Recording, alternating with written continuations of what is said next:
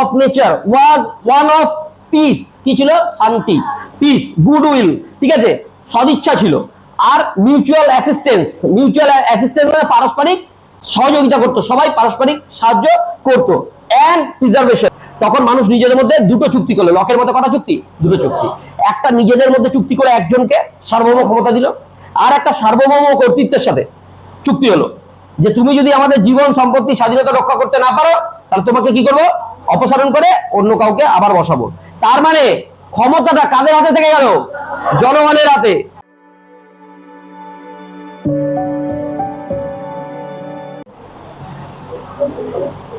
আজকে অনেকেই নতুন এসেছিস, রাষ্ট্রবিজ্ঞানের মেজর পেপার পলিটিক্যাল সায়েন্সের ফার্স্ট সেমিস্টারে আমাদের সিলেবাসে 7টা অধ্যায় আছে। কটা অধ্যায়? 7টা। আর যে বইটা পড়বো তার নাম হচ্ছে পাশ্চাত্য রাষ্ট্রচিন্তা। কি নাম? পাশ্চাত্য রাষ্ট্রচিন্তা। দেখ, আজকের ক্লাসটা যেটা হচ্ছে, এই একটাই ক্লাস যদি বুঝতে পারিস তাহলে গিয়ে অন্যান্য ক্লাসগুলো বুঝতে পারবি। যারা নতুন এসেছিস বুঝে নে, একটা ক্লাস বুঝে নে। একটা ক্লাস বুঝতে পারলে ওটাকে বড় কোশ্চেন লিখতে হবে, মানে পুরো কোশ্চেন যেন একটা 10 মার্কসের কোশ্চেন লিখতে হবে, 3 থেকে 3.5 পাতা। বুঝতে পেরেছো? সেই রকম ভাবে যাতে গল্পটা মাথায় রাখতে হবে। কলেজের গ্র্যাজুয়েশন পড়াই হচ্ছে কি, প্রত্যেকটা টপিকের গল্পগুলো মাথায় রাখতে হবে, মাথায় রেখে লিখতে হবে। যদি না লিখতে পারো, আগেকার মতো এইচএসে যেমন শর্ট টাইপ কোশ্চেন ছিল, পাস হয়ে গেছে, এখন কিন্তু শর্ট টাইপ কোশ্চেন নেই। তাই প্রত্যেকটা সব যে কোনো মেজর পেপার নাও, সব পেপারই একই অবস্থা, শর্ট টাইপ কোশ্চেন বলে কিছু নেই। কি কি আছে? 10 মার্কসের, 5 মার্কসের, 2 মার্কসের। তার মানে নিজে থেকে কিছু না কিছু লিখতেই হবে। বুঝতে পেরেছো কি বললাম? কোশ্চেন আসবে 60 নম্বরের লিখিত পরীক্ষা দিতে হবে। কত নম্বরের? 60। 10 নম্বরের দুটো কোশ্চেন আসবে, 10 নম্বরের দুটো, 20। 5 নম্বরের 4টে কোশ্চেন আসবে, 4 5 20। আর 2 মার্কসের 10টা কোশ্চেন আসবে। এই জায়গাটাতে পাস করার ব্যাপার আছে। যারা ভাবছো যে পাস করো নিয়ে ব্যাপার, তাহলে এই 2 মার্কস গুলো ভালো করে উত্তর দিতে হবে। আর যদি ক্লাসটা ভালো করে করো, আজকে আমরা জন লক করবো, জন লক থেকে দেখবে 2 মার্কসে যাই আসুক আনসার দিতে পারবে। বুঝতে পেরেছো কি বললাম? 4-5 লাইন করে লিখলেই 2 এ 2 দিয়ে দেবে। ক্লিয়ার হচ্ছে? তাহলে গিয়ে মনোযোগ দিয়ে আজকের ক্লাসটা যদি জানতে পেরে যা, বুঝতে পারো, তাহলে গিয়ে গ্র্যাজুয়েশন ইজি।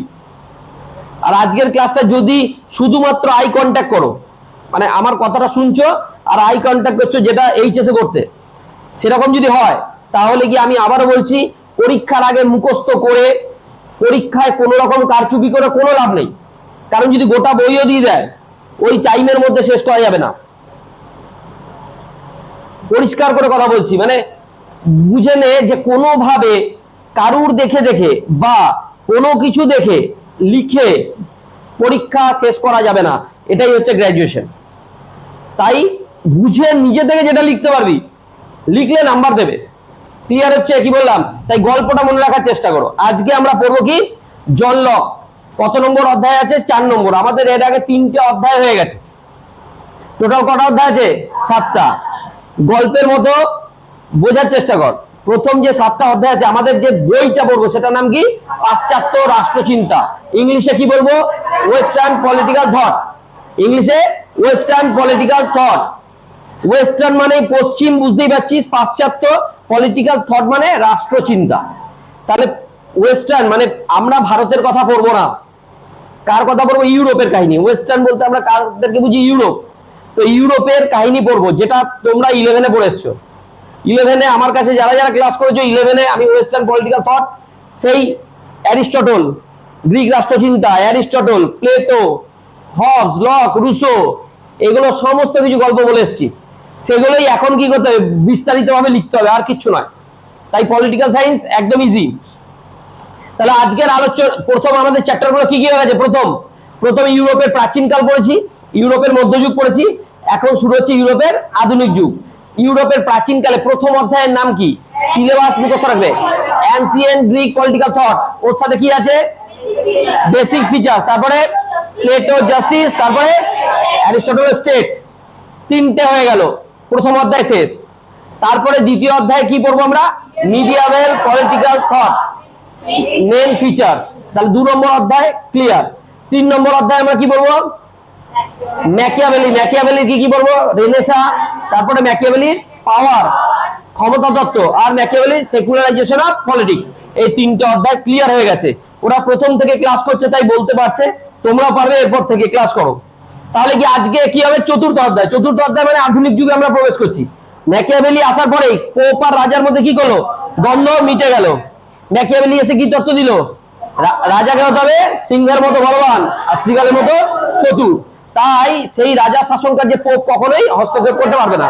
তাহলে গোটা ইউরোপ আস্তে আস্তে কি হয়ে গেল? রাজতন্ত্র। পোপতন্ত্র ছিল, মধ্যযুগে কি ছিল? পোপতন্ত্র। তারপরে কি চলে গেল? রাজতন্ত্র। ম্যাকিয়াভেলির টাইম পিরিয়ডটা জানতে গেলে ম্যাকিয়াভেলির লেখা বইটার নাম কি? The Prince. দ্য প্রিন্স গ্রন্থটা কত সালে লেখা? 1513। তাহলে 1513 এই টাইম পিরিয়ডের পর থেকে আস্তে আস্তে গোটা ইউরোপ কি হয়ে গেল? রাজতন্ত্র। আগে কাদের প্রাধান্য ছিল? পোপদের। এইবার কার প্রাধান্য হয়ে গেল? রাজতন্ত্র। এইবার রাজতন্ত্র থেকে কিভাবে গণতন্ত্রে শিফট হয় সেটা আজকে জানবো। বুঝতে পেরেছো কি বললাম? এখনকার দিনে সমস্ত দেশ, বিশ্বের বেশিরভাগ দেশ কি? গণতন্ত্র। আমরা কি ভোগ করছি? গণতন্ত্র। মানে আমরা সরকারকে নির্বাচিত করছি, তাই না? যখন রাজা ছিল তখন কি সরকারকে নির্বাচিত করতো? রাজা যা বলতো তাই শুনতে হতো। বুঝতে পেরেছো? তখন রাজা ছিল আর প্রজা ছিল। বুঝতে পেরেছো? এখন কি? এখন হচ্ছে একটা দেশে নাগরিক দু ধরনের, মানে জনগণ দু ধরনের, এক হচ্ছে নাগরিক, দুই হচ্ছে বিদেশি। ক্লিয়ার হচ্ছে? তাহলে এখন কি কিসে বাস করছি আমরা? গণতন্ত্র, ডেমোক্রেসি। তাহলে কিভাবে গণতন্ত্র এলো আজকে জানবো। ভালো করে বোঝো। ম্যাকিয়াভেলি কাকে সাপোর্ট করলো? রাজতন্ত্র। রাজা হচ্ছে ক্ষমতাবান হবে। ক্লিয়ার? রাজা যদি অত্যাচারী হয় তাও শ্রেয়, কিন্তু ক্ষমতাবান হবেই। ম্যাকিয়াভেলি। ম্যাকিয়াভেলির পরে তিনজন তাত্ত্বিক এলো, Hobbes, Locke, Rousseau. Thomas Hobbes, John Locke, জাজ্যাক রুসো। তিনজন তাত্ত্বিক এলো। চতুর্থ অধ্যায়ে আমরা কাজ দেখে বলবো তিনজন তাত্ত্বিক। কাকে? আগে হবস, লক, রুসো। এবার হবসের চিন্তা ভাবনা কি ছিল? হবসের কি পড়বো? সার্বভৌমিকতা। হবসের সার্বভৌমিকতা। হবস কি বলেছে? হবস আগের দিন পড়েছি। হবস বলেছে প্রকৃতির রাজ্যে যখন মানুষ ছিল, মানে আদিম যুগে প্রকৃতির রাজ্য, যখন কোনো সমাজ ছিল না, কোনো আইন ছিল না, কোনো পুলিশ ছিল না, এই ভালো করে ভেবে নাও, প্রকৃতির রাজ্যে কিছু ছিল না। ওই টাইমে মানুষ কি করতো? মানুষ বিশৃঙ্খল পরিস্থিতির মধ্যে থাকতো, কোনো আইন ছিল না। বুঝতে পেরেছো? তাহলে জোর যার মুলুক তার, এরকম একটা ব্যাপার ছিল। কথা বলো না। সেই জায়গা থেকে মানুষ কি করেছে? নিজেদের আত্মরক্ষার জন্য একজনের হাতে সার্বভৌম ক্ষমতা দিয়েছে। কি করেছে মানুষ? আত্মরক্ষার জন্য একজনের হাতে কি দিয়েছে? সার্বভৌম ক্ষমতা। এটা কে বলেছে? হবস। তার কাছ থেকে আর কাটতে পারবে না, তার কাছ থেকে কোনোভাবে কাটতে পারবে না। বুঝতে পেরেছো হবসের কথা? হবস কেন বলছি? লক বোঝার জন্য। হবসকে যারা যারা বুঝতে পেরেছো, লক ইজি। হবসের মতে প্রকৃতির রাজ্য কিরকম ছিল? বিশৃঙ্খল, একদম মানুষ ক্ষমতালোভী। ঠিক আছে? মনে থাকবে কি বললাম? তাহলে সেইখান থেকে সেই প্রকৃতির রাজ্য এরকম ছিল। তাহলে প্রকৃতির রাজ্যে মানুষ কি করছে? আত্মরক্ষার জন্য একজনকে সার্বভৌম ক্ষমতা দিয়েছে। ক্লিয়ার হচ্ছে? তাহলে তার কাছ থেকে আর কি বললো? তার কাছ থেকে আর কাটতে পারবে না। তাহলে তাকে কি ক্ষমতা দিল? চরম ক্ষমতা। তাহলে রাজা কি? চরম রাজতন্ত্র, মোনার্কি, অ্যাবসোলুট মোনার্কি সিস্টেম চালু হয়ে গেল। মোনার্কি মানে বুঝে নাও, কিছু কিছু ইংলিশ ওয়ার্ড বলবো যেগুলো ভয় পাওয়া পেয়ে লাভ নেই। রাজতন্ত্রকে মোনার্কি বলা হয়। বুঝতে পেরেছো? তাহলে মোনার্কি সিস্টেম তখনও। তাহলে ম্যাকিয়াভেলি কাকে সাপোর্ট করলো? রাজাকে। ম্যাকিয়াভেলির পরে হবস এসে কি বললো? সেই রাজতন্ত্র। বুঝতে পেরেছো? এইবার এলো লক। এবার এলো কে? John Locke. জন লকের জন্ম 1632 থেকে 1704। 1632 থেকে 1704। কোথায়? ইংল্যান্ডে। ব্রিটিশ তাত্ত্বিক। বুঝতে পেরেছো? একজন ইংরেজ তাত্ত্বিক। কে? John Locke. ইংরেজ তাত্ত্বিক কে? John lock. এই ব্যক্তিটি এলো, এই ব্যক্তির চিন্তা ভাবনা থেকেই আজকের দিনে দাঁড়িয়ে আমরা গণতন্ত্র ভোগ করছি। বুঝতে পেরেছো কি বললাম? কত বড় ইম্পর্টেন্ট ব্যক্তিত্ব। আজকের দিনে দাঁড়িয়ে যে গণতন্ত্র বলে একটা জিনিস হয়, দেখো এই ব্যক্তিটি। বুঝতে পেরেছো? উদারনৈতিক গণতন্ত্রের কথা বলে। আর এর তোমাদের সিলেবাসে কি আছে? লিবারালিজম। কি আছে? লিবারালিজম মানে উদারনীতিবাদ করবো। কি করবো? উদারনীতিবাদ। অসুবিধা আছে? এইবার কি জিনিস সেটা আমরা জানবো। উদারনীতিবাদের আগে রাজনৈতিক পরিচয়, তিনি ছিলেন ব্রিটেনের প্রথম উদারনৈতিক চিন্তাবিদ। প্রথম উদারনৈতিক চিন্তাবিদ। ইউরোপে উদারনীতিবাদী রাজনৈতিক ধারার সূচনা ও ঐতিহ্যের উদ্যোক্তা ছিলেন তিনি। বিখ্যাত গ্রন্থ কি? Two treatises of government. বিখ্যাত গ্রন্থ কি? 1690 প্রকাশিত হয়েছিল 1690 সালে। বুঝতে পেরেছিল কি বললাম? অসুবিধা আছে? আর যদি দুটো বই আছে, এসে কনসার্নিং হিউম্যান আন্ডারস্ট্যান্ডিং, এসে কনসার্নিং হিউম্যান আন্ডারস্ট্যান্ডিং। কারণ তোমাদের বুক প্রতিটা থিঙ্কারে দুটো করে বই মুখস্থ রাখবে। কারণ কি, একটা বই আসবে না, 2 মার্কসের জন্য কটা বই আছে? দুটো। বুঝতে পেরেছো কি বললাম? তাহলে দুটো বই মুখস্থ রাখতে হবে। এটা তো 11 আমাদের মুখস্থ, যে টু ট্রিটিজেস অফ গভর্নমেন্ট। অসুবিধা আছে? জন লকের এটা হয়ে গেল কি একটা জন্ম পরিচয়, ক্লিয়ার হচ্ছে। এইবারে লক, হবসকে আমরা জানলাম কেন, লক কিরকম বলেছে দেখো। লক এসে প্রথম হচ্ছে প্রকৃতির রাজ্যের ধারণা দেয়। কিসের ধারণা দেয়? প্রকৃতির রাজ্য। লকের উদারনীতিবাদ বোঝার আগে আমাদেরকে কি বুঝতে হবে? প্রকৃতির রাজ্য। এবার দেখো হবস প্রকৃতির রাজ্যকে কি বলেছিল? প্রকৃতির রাজ্য কিরকম ছিল? চরম বিশৃঙ্খল। ভালো করে বুঝে নাও, তোমরা নিজেরাই লিখতে পারবে। হবস কি বলেছিল? প্রকৃতির রাজ্য কিরকম ছিল? চরম বিশৃঙ্খল। মানুষ নিজেদের মধ্যে মারামারি করছে, ক্ষমতা লোভী, জোরজার মুলুকতার, এরকম একটা ব্যাপার হচ্ছে, ঠিক আছে? পাশবিক হচ্ছে, পশুর মতো বিহেভ করছে। সেইখানে দাঁড়িয়ে মানুষ কি করলো তখন? আত্মরক্ষার জন্য একজনকে সার্বভৌম ক্ষমতা দিল। এটা কে বলছে? হবস। আর যাকে ক্ষমতা দিয়ে দিল তার কাছে কেউ আর কাটতে পারবে না, তো সে চরম ক্ষমতা সম্পন্ন হয়ে গেল। ক্লিয়ার হচ্ছে হবসের কথা? এইবার আসলো লক। জন লক এসে বলছে যে প্রকৃতির রাজ্য ছিল শান্তি বিরাজ করতো। প্রকৃতির রাজ্যে কি বিরাজ করতো? এখান থেকে বুঝে নাও, কোশ্চেন লিখতে পারবে। লক কি বলছে? প্রকৃতির রাজ্যে কি বিরাজ করতো? শান্তি। মানুষে দেখো প্রকৃতির রাজ্যে সবাই একসাথে দলবদ্ধভাবে থাকতো।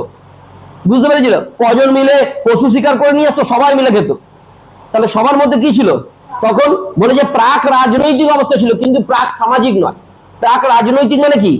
রাজনীতি ছিল না, কিন্তু প্রাক সামাজিক মানে বলছে সমাজ তখন ছিল, সমাজ একটা ছিল। বুঝতে পেরেছো কি বললাম? তখনকার দিনে প্রকৃতির রাজ্য হবসের মতে তার টু ট্রিটিজ ভূমিকা দেখো। প্রকৃতির রাজ্যে কি? প্রকৃতির রাজ্য John Locke two treatises of government গ্রন্থে সামাজিক চুক্তির মাধ্যমে রাষ্ট্র গঠনের বিষয়ে তার মতবাদ প্রচার করেন। কিসের মাধ্যমে? সামাজিক চুক্তি। এই চুক্তির পটভূমি হিসাবে তিনি প্রকৃতির রাজ্য সম্পর্কে একটি তাত্ত্বিক পূর্বানুমান উপস্থাপন করেছে। এবার প্রকৃতির রাজ্য কিরকম ছিল হবসের মতে? দেখো প্রকৃতির রাজ্য কিরকম ছিল? প্রাক রাজনৈতিক না, প্রাক রাজনৈতিক ছিল না, প্রাক রাজনৈতিক ছিল রাজনীতির আগে, কিন্তু প্রাক সামাজিক ছিল না। বুঝতে পেরেছো? দেখো এখানে সমাজ ছিল একটা সমাজ, মানুষ কি করতো? একসাথে থাকতো, সবাই দলবদ্ধভাবে। বুঝতে পেরেছো? তাহলে দেখো লকের মতে সামাজিক চুক্তির মাধ্যমে রাষ্ট্রের উদ্ভবের পূর্বে, তার আগে মানুষ কিরকম ছিল? মানুষ প্রকৃতির রাজ্যে বাস করতো। মানুষ কোথায় বাস করতো? প্রকৃতির রাজ্যে। প্রকৃতির রাজ্যটা কিরকম ছিল? এই রাজ্যটি ছিল প্রাক রাজনৈতিক, কিন্তু কোনোভাবেই প্রাক সামাজিক নয়, প্রাক রাজনৈতিক ছিল। এটা এটা কিছু না, প্রাক রাজনৈতিক হবে, এটা কিছু নেই। তাহলে প্রাক রাজনৈতিক কিন্তু প্রাক সামাজিক ছিল না। সমাজ তখন ছিল, কিন্তু মানুষ কিরকম ভাবে থাকতো? সবাই একসাথে দলবদ্ধভাবে থাকতো। মানুষের কি করতো? শান্তি বিরাজ করতো। মানে কি বিরাজ করতো? শান্তি বিরাজ করতো। বুঝতে পারছো? তাহলে হবসের সাথে লকের ডিফারেন্স বোঝা যাচ্ছে? হবস কি বলতো? চরম বিশৃঙ্খল ছিল মানুষ, ঠিক আছে, পাশবিক ছিল। কিন্তু লক কি বলছে? না, সেখানে শান্তি বিরাজ করতো। তাহলে এরপর দেখি প্রকৃতির রাজ্য কিরকম ছিল। এরপরে হচ্ছে, এরপরে 2 নম্বর কি? শান্তির ও সদিচ্ছার রাজ্য। প্রকৃতির রাজ্য যদি 5 মার্কসের কোশ্চেন আছে, এই পয়েন্টগুলো লিখতে হবে। প্রকৃতির রাজ্য কিরকম ছিল? শান্তির ও সদিচ্ছার রাজ্য, নিজেদের ইচ্ছা মতো সবাই চলতো। তার মধ্যে প্রকৃতির রাজ্য ছিল শান্তি, সদিচ্ছার, পারস্পরিক সাহায্যের এবং সংরক্ষণের এক আদর্শ অবস্থা। The state of nature was one of piece. কি ছিল? শান্তি, পিস, গুডউইল, ঠিক আছে, সদিচ্ছা ছিল। আর মিউচুয়াল অ্যাসিস্ট্যান্স। মিউচুয়াল অ্যাসিস্ট্যান্স মানে পারস্পরিক সহযোগিতা করতো, সবাই পারস্পরিক সাহায্য করতো। অ্যান্ড প্রিজার্ভেশন মানে সংরক্ষণ ছিল। ক্লিয়ার হচ্ছে? সবাই একটা সংরক্ষিত এলাকার মধ্যেই থাকতো। ক্লিয়ার হচ্ছে? তাহলে কিরকম প্রকৃতির রাজ্য কিরকম ছিল? ক্লিয়ার হচ্ছে? আবার যদি প্রকৃতির রাজ্যের বৈশিষ্ট্য হয় মানুষের শান্ত স্বভাব, সেখানে মানুষ কিরকম ছিল? আর হবস কি বলতো? বিশৃঙ্খল, অশান্ত পরিবেশ, সবসময় ক্ষমতা নিয়ে দ্বন্দ্ব, তাই তো? এই রাজ্যে বসবাসকারী মানুষের স্বভাবে কি ছিল? অত্যন্ত শান্ত, সামাজিক। তারা কলহপ্রিয় ছিল না, বরং তারা ছিল ভদ্র, যুক্তিবাদী এবং নম্র। অসুবিধা আছে? প্রকৃতির রাজ্যে কিরকম ছিল মানুষ? বুঝতে পারছো? প্রকৃতির রাজ্যে ভালো করে বুঝে গেলেই আমাদের ইজি হয়ে যাবে লিবারালিজম। প্রাকৃতিক আইন, তখন কি আইনের দ্বারা পরিচিত ছিল? প্রাকৃতিক আইন। তখন থানা, পুলিশ এসব কিছু ছিল? মানুষ কিসের দ্বারা পরিচালিত? প্রাকৃতিক আইন। তখন কোনো স্বাভাবিক আইন ছিল না, ক্লিয়ার হচ্ছে? তখন কোনো স্বাভাবিক আইন ছিল না, কোনো কনস্টিটিউশন ছিল না, কোনো ধর্ম, খুব একটা যে কোনো ধর্ম ছিল তাও ছিল না, কিচ্ছু ছিল না। ক্লিয়ার হচ্ছে? তাই মানুষ কিসের দ্বারা পরিচালিত হতো? প্রাকৃতিক আইন। সুস্থির প্রকৃতির রাজ্যে মানুষেরা প্রাকৃতিক বা স্বাভাবিক আইনের দ্বারা পরিচালিত হতো। প্রাকৃতিক আইনের অধীনে কোনো প্রকার বৈষম্য না থাকায় যুক্তির শাসন প্রতিষ্ঠিত ছিল, কোনো রকম বৈষম্য ছিল না। তারপরে 5 নম্বর পয়েন্ট, স্বাভাবিক অধিকার। স্বাভাবিক অধিকার কি কি লকের মতে? 3টে: জীবন, স্বাধীনতা, সম্পত্তি। প্রকৃতির রাজ্যে প্রত্যেক ব্যক্তি সমান অধিকার ভোগ করত। প্রত্যেক ব্যক্তি কথা বলবে না, প্রত্যেক ব্যক্তি সমান অধিকার ভোগ করত, যা সহজাত, চিরন্তন, অবাধ ও সর্বজনীন। লক এইসব অধিকারকে কি বলতো? স্বাভাবিক অধিকার বলে বর্ণনা করেছে। স্বাভাবিক অধিকার কি কি? জীবন, স্বাধীনতা, সম্পত্তি। পরে আমরা সেটাও জানবো। তাহলে এই ছিল প্রকৃতির রাজ্য। ক্লিয়ার? প্রকৃতির রাজ্য তাহলে কি কি জানলাম? প্রকৃতির রাজ্য কিরকম ছিল? প্রকৃতির রাজ্য ছিল শান্তি, ঠিক আছে, মানুষ প্রাকৃতিক আইন দ্বারা পরিচালিত হতো। তাহলে এগুলো হচ্ছে প্রকৃতির রাজ্যের বই, বুঝতে পারছো? তাহলে প্রকৃতির রাজ্য থাকাকালীন মানুষের মধ্যে কোনো বিশৃঙ্খল ছিল না।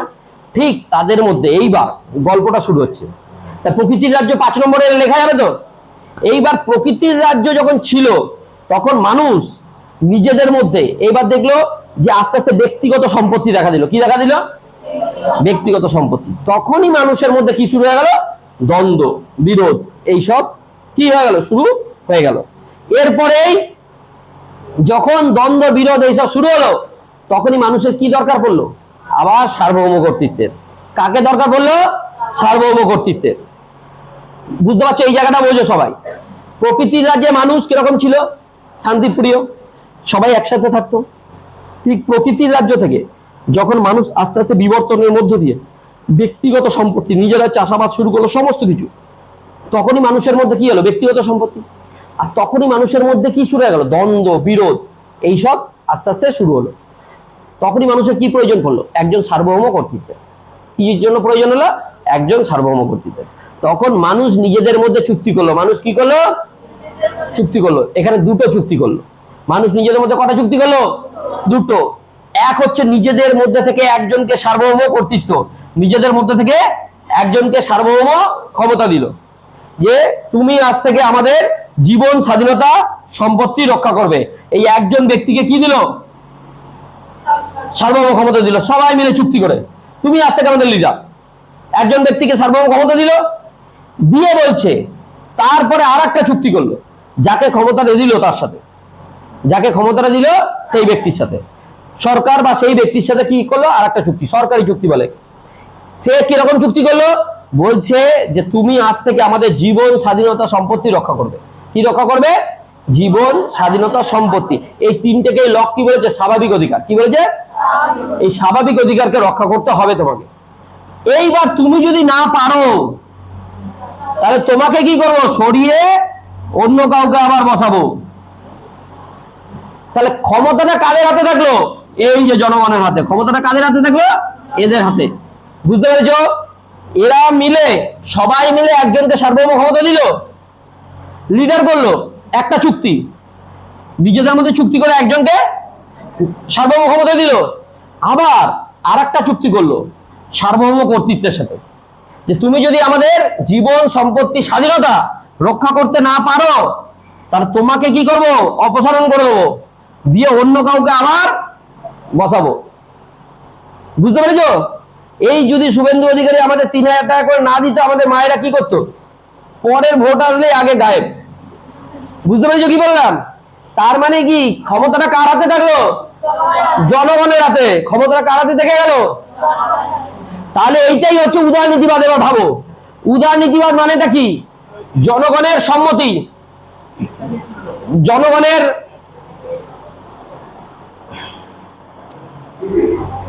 তাহলে গিয়ে ভাবো উদারনীতিবাদ, লিবারালিজম, লকের লিবারালিজম এইখানেই বুঝতে হবে যে বলছে প্রকৃতির রাজ্যে যখন মানুষ ছিল তখন শান্তি শৃঙ্খলা বিরাজ করতো। ঠিক তাদের মধ্যে যখন ব্যক্তিগত সম্পত্তি আস্তে আস্তে এলো তখনই মানুষের মধ্যে কি হিংসা, বিভেদ সব শুরু হলো।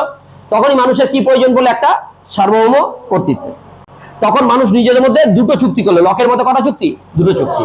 একটা নিজেদের মধ্যে চুক্তি করে একজনকে সার্বভৌম ক্ষমতা দিল, আর একটা সার্বভৌম কর্তৃত্বের সাথে চুক্তি হলো যে তুমি যদি আমাদের জীবন সম্পত্তি স্বাধীনতা রক্ষা করতে না পারো, তাহলে তোমাকে কি করব, অপসারণ করে অন্য কাউকে আবার বসাবো। তার মানে ক্ষমতাটা কাদের হাতে থেকে গেল, জনগণের হাতে। ক্ষমতাটা কাদের হাতে, জনগণের হাতে। তাহলে ব্যক্তির স্বাধীনতা প্রচুর পরিমাণে থেকে গেল। কিসের, ব্যক্তির স্বাধীনতা, ইন্ডিভিজুয়ালি ব্যক্তির স্বাধীনতা এখানে থেকে গেল। যে শাসক তার স্বাধীনতা আছে, তাকে কি করতে হবে, তাকে যখন তখন জনগণ কি করতে পারে, অপসারণ করার ক্ষমতা রাখে। তাহলে জনগণের সম্মতি হলো মেন। বুঝতে পেরেছো কথাটা কি বললাম? তাহলে উদারনীতিবাদ কি করে, উদারনীতিবাদ ব্যক্তির স্বাধীনতাকে সাপোর্ট করে। উদারনীতিবাদী কান্ট্রি কোনগুলো, যেগুলো দেখো ওয়েস্টার্ন কান্ট্রিতে আছে, ইউরোপ আমেরিকা সব কি উদারনীতিবাদী। উদারনীতিবাদী কাদেরকে সাপোর্ট করে, ব্যক্তির স্বাধীনতাকে, মানে ব্যক্তির স্বাধীনতা আছে। এবার উদারনীতিবাদ বুঝতে গেলে আর একটা জিনিস বুঝতে হবে। উদারনীতিবাদ যখন বুঝবে, ভাবো যদি তুমি নর্থ কোরিয়াকে দেখো, নর্থ কোরিয়ায় ব্যক্তির স্বাধীনতা আছে, ব্যক্তির স্বাধীনতা নেই। তাহলে ওখানে এক না একতন্ত্র চলছে, ওখানে ডিক্টেটরশিপ চলছে। বুঝতে পেরেছো? আর আমেরিকায় দেখো, আমেরিকায় কি চলছে, উদারনীতিবাদ। জনগণ চাইলে সরকার কিন্তু যা ইচ্ছা তাই করতে পারবে না। ডোনাল্ড ট্রাম্প পারলে তো ইরানে পারমাণবিক বোমা মেরে দিতে পারতো, বা যুদ্ধে ওদের যত সৈন্য আছে সবাইকে পাঠিয়ে দিয়ে ইরানকে শেষ করে দিতে পারে। কিন্তু আমেরিকার যে কংগ্রেস মানে আমেরিকার আইনসভা দুটো কক্ষ, সিনেট আর জনপ্রতিনিধি সভা, সিনেট থেকে পারমিশন পায়নি। সিনেট কিন্তু যুদ্ধ করার পারমিশন দেয়নি। তাহলে ওদের ওখান থেকে আর্মি কিন্তু যাবে না। শুধুমাত্র ডোনাল্ড ট্রাম্প চাইলে বলে যুদ্ধ হয়ে যাবে এরকম হবে না। বুঝতে পেরেছো কথাটা কি বললাম? কিন্তু কিং জন যদি চায় যে আমি একা যুদ্ধ করবো, কোনো একটা দেশে পারমাণবিক মেরে দেবো, যখন তখন মেরে দিতে পারে, সেই জন্য ওকে সবাই ভয় পায়। বলছিল না, দেখো মিম বলছিল কোন রকম আসছে, বলছে পাকিস্তানের নাম করে একটা পরমাণু পাঠিয়ে দাও, এই ইয়ের নাম করে আমেরিকার নাম করে একটা পরমাণু নর্থ কোরিয়া পাঠিয়ে দাও, তারপর দেখছি কি হয়। তো কিংডম তো তামাশা, ওর ওইসব কোনো ব্যাপার না, ও ডিরেক্ট সঙ্গে সঙ্গে পরমাণু মেরে দেবে। তাই ভয় পায়, কারণ ওর ডিসিশন কে নেবে, ও একাই। কিন্তু উদারনীতিবাদের ডিসিশন একা নিতে পারবে? তাই জনগণকে মাথায় রেখে এই জনগণের সম্মতির উপর ভিত্তি করেই হয়। তাহলে উদারনীতিবাদ বুঝতে পারলেন? তাহলে এবার দেখা যাক যে কি আছে, আমরা কিভাবে দেখবো। তাহলে প্রকৃতির রাজ্য যদি 5 নম্বরে আসে, পারা যাবে? প্রকৃতির রাজ্য নিয়ে অসুবিধা নেই, লকের মতে প্রকৃতির রাজ্য কেরম ছিল, পারা যাবে। এরপরে দেখো উপসংহার, প্রকৃতির রাজ্যে অদ্ভুত এই অসুবিধা ও অসম্পূর্ণতা দূর করার জন্যই মানুষ শেষ পর্যন্ত সামাজিক চুক্তি, কি চুক্তি করলো, সামাজিক চুক্তি। কটা চুক্তি করেছে সামাজিক চুক্তি? দুটো। একটা হচ্ছে নিজেদের মধ্যে থেকে একজনকে সার্বভৌম কর্তৃত্ব দিল, ক্ষমতা দিল, আর একটা সার্বভৌম ক্ষমতার সাথে বা সার্বভৌম কর্তৃত্বের সাথে আর একটা চুক্তি করলো। অসুবিধা আছে? এইবারে দাঁড়িয়ে এইবার আমরা কি বলবো, এতক্ষণ কি জানছিলাম, প্রকৃতির রাজ্য। 5 মার্কসের কোশ্চেন আসলে প্রকৃতির রাজ্য পারা যাবে। এরপরে এসো উদারনীতিবাদ, যেটা মেন কোশ্চেন তোমাদের সিলেবাসে কি আছে, লক লিবারালিজম। লক কি আছে, লিবারালিজম। লকের উদারনীতিবাদ, লকের মনে রাখবে কি বললাম, তোমাদের সিলেবাসে 3 জন তাত্ত্বিক আছে, হবস, লক আর রুসো। হবসের কি বলবো, সার্বভৌমিকতা। হবসের সার্বভৌমিকতা কিরকম ছিল, চরম সার্বভৌম ক্ষমতা, রাজাই সব, মানে যে শাসক থাকবে সেই যা সিদ্ধান্ত নেবে, সার্বভৌমের আদেশই হলো আইন। অসুবিধা আছে? তারপরে হবসের পরে কি হলো, লক। বলছে না, রাজা সব না, যে শাসক হবে তাকে জনগণের জীবন স্বাধীনতা সম্পত্তি রক্ষা করতে হবে, না তাকে কি করবে, অপসারণ করবে, জনগণই অপসারণ করবে। অসুবিধা আছে? কাদের হাতে, রাষ্ট্রীয় কর্তৃত্ব। রাষ্ট্রীয় কর্তৃত্বকে সংকোচন করেছে, কি করেছে, রাষ্ট্রীয় কর্তৃত্বকে সংকোচন করে ব্যক্তি স্বাধীনতাকে প্রায়োরিটি দিয়েছে বেশি। অসুবিধা আছে? রাষ্ট্রীয় কর্তৃত্বকে সীমাবদ্ধ সরকারের কথা বলে। উদারনীতিবাদ কিসের কথা বলে, সীমাবদ্ধ সরকার, মানে সরকারের ক্ষমতা কি থাকবে, সীমিত, সরকারের ক্ষমতা কম, যা ইচ্ছা তাই করবে, এরকম চলবে না। বুঝতে পেরেছো কি বললাম? উদারনীতিবাদ ক্লিয়ার হচ্ছে? উদারনীতিবাদে কাদের সাপোর্ট করে বেশি, ব্যক্তির স্বাধীনতা। বুঝতে পেরেছো? তাহলে উদারনীতিবাদ আমরা কি জানবো এবার, লিবারালিজম। এটাই তোমাদের মেন কোশ্চেন 10 মার্কসের জন্য, এটাই তোমাদের সিলেবাসের মেন। লকের থেকে আসলে বড় কোশ্চেন আসলে কি আসবে, উদারনীতিবাদ। বড় কোশ্চেন আসলে ঘুরিয়ে ফিরিয়ে যাই দিক, উদারনীতিবাদই আসতে হবে। তাই 1000টা কোশ্চেন লিখে আমার লাভ নেই, একটাই কোশ্চেন করব, ভালো করে করব। ক্লিয়ার হচ্ছে? লকের কি করব, উদারনীতিবাদ, কি লিবারালিজম। লকের উদারনীতিবাদ, লকের কি করব, লিবারালিজম। লিবারালিজম বুঝতে পেরেছো? তাহলে এবারে এসো ভূমিকা। দেখো আমরা বুঝে গেছি উদারনীতিবাদ অ্যাকচুয়ালি কি, এবার দেখো কিভাবে লিখবে। জন লককে আধুনিক উদারনীতিবাদের জনক ফাদার অফ মডার্ন লিবারালিজম বলা হয়। তার বিখ্যাত গ্রন্থ টু ট্রিটিজেস অফ গভর্নমেন্ট 1689 তিনি, এটা 1690 লেখা হয়, 90 প্রকাশিত হয়। তিনি রাষ্ট্র গঠনে ব্যক্তির স্বাধীনতাকে সর্বোচ্চ গুরুত্ব দিয়েছেন। কাকে? ব্যক্তির স্বাধীনতাকে সর্বোচ্চ গুরুত্ব দিয়েছেন। বলছে there is no law, there is where there is no law there is no freedom. ভালো করে বোঝো, যেখানে আইন নেই সেখানে স্বাধীনতাও নেই। Where there is no law there is no freedom, মানে যেখানে কোনো আইন নেই সেখানে কোনো স্বাধীনতাও নেই। তাহলে যেখানে দেখো আমরা যেখানে যদি আইন না থাকতো, আজকে থানা পুলিশ বা এই আইন যদি না থাকতো, সংবিধান যদি না থাকতো, তাহলে মানুষ কি করতো? জোর যার মুলুকতার হয়ে যেত, যা ইচ্ছা তাই করতো, স্বেচ্ছাচারিতা করতো। তাহলে সবাই স্বাধীনতা ভোগ করতে পারতো? যারা একদম গরিব তারা কি স্বাধীনতা ভোগ করতে পারতো? তারা কাদের প্রতিপত্তি পারতো? বড় লোকরা, যা ইচ্ছা ধনী ব্যক্তিরা তাই করতো। তো ক্লিয়ার হচ্ছে? তাহলে সেই জন্য কি থাকা দরকার? আইন থাকা দরকার। সেই জন্য কি থাকা দরকার? ল থাকা দরকার। সেই জন্য স্বাধীনতার জন্য, ফ্রিডমের জন্য আমাদের কি বেশি দরকার? আইন। অসুবিধা আছে? এটা জন লকের উদারনীতিবাদের কোর্ট, মনে রাখে জানো। জন লককে তাহলে কোটেশন আমরা সূচনাতে কি লিখবো? জন লককে উদারনীতিবাদের জনক বলা হয়। জন লকের লেখা বইটার নাম কি? Two treatises of government. এই গ্রন্থেই তিনি রাষ্ট্র গঠনে ব্যক্তির স্বাধীনতাকে সর্বোচ্চ গুরুত্ব দিয়েছে। তাহলে উদারনীতিবাদ মানেই ব্যক্তির স্বাধীনতা, উদারনীতিবাদ মানেই। ক্লিয়ার হচ্ছে? লেখা যাবে, সূচনা লেখা যাবে। এখানে মুখস্থ করে না, পরে মুখস্থ করবো এইসব ভেবে ভুলে যা। অসুবিধা আছে? এইবারে তাহলে কি হবে? ভূমিকা লিখতে পারা যাবে, লকের অসুবিধা নেই। সব এবার কিন্তু মনে রাখতে হবে, এটাই মেন কোশ্চেন। এইবারে পয়েন্ট করবো আমরা, এরপরে কি করব? 6টা থেকে 7টা পয়েন্ট দিতে হয়, ঠিক আছে? একটা বড় কোশ্চেন লেখার জন্য পয়েন্ট কি করব? ইন্ডিভিজুয়াল লিবার্টি, ব্যক্তির স্বাধীনতা। উদারনীতিবাদের প্রথম বৈশিষ্ট্য কি? ব্যক্তির স্বাধীনতা। প্রথম বৈশিষ্ট্য কি? ব্যক্তির স্বাধীনতা। 2 মার্কসের কোশ্চেন আসলো উদারনীতিবাদ, তাহলে প্রথম বৈশিষ্ট্য কি হবে? ব্যক্তির স্বাধীনতা। তাহলে উদারনীতিবাদে কাদের স্বাধীনতা দিয়েছে? ব্যক্তির, আমরা জেনেছি। দেখো লকের উদারনীতিবাদের মূল ভিত্তি হলো ব্যক্তির স্বাধীন চিন্তা ও মত প্রকাশের অধিকার। উদারনীতিবাদে আছে ব্যক্তির স্বাধীন চিন্তা, মত প্রকাশ। মানুষ স্বভাবগতভাবেই স্বাধীন, মানুষ কি স্বভাবগতভাবেই স্বাধীন, এবং এই স্বাধীনতা অটুট রাখা রাষ্ট্রের পবিত্র কর্তব্য। এই স্বাধীনতা যাতে বজায় থাকে সেটা কাকে দেখতে হবে? রাষ্ট্রকে। অসুবিধা আছে? পাওয়া যাবে প্রথম পয়েন্ট। প্রথম পয়েন্ট কি হলো তাহলে? সবাইকে মনে রাখতে হবে, আমি বারবার বলছি সবাইকে মনে রাখতে হবে। প্রথম পয়েন্ট কি? ব্যক্তি স্বাধীনতা।